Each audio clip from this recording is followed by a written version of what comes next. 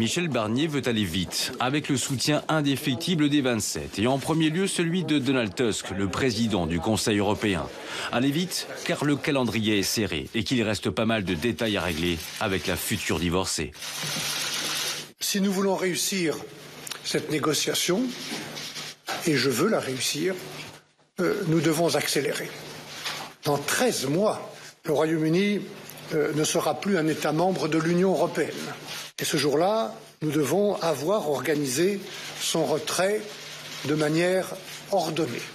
À commencer par les 3 dossiers les plus sensibles qui restent le statut des expatriés.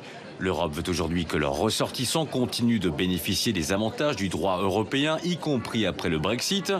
Le montant de la facture, il pourrait grimper même si Londres l'évalue entre 40 et 45 milliards d'euros. Et enfin, l'Irlande du Nord, l'UE propose qu'elle reste dans l'union douanière sans frontières avec le Royaume-Uni.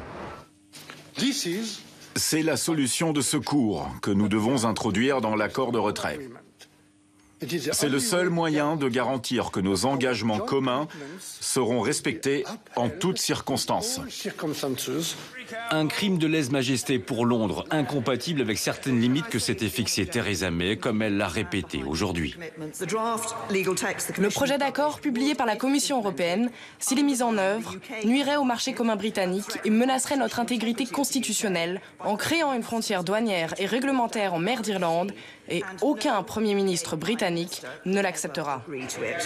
Une promesse qui a le mérite de serrer les rangs autour de Theresa May, alors que le divorce avance à grands pas.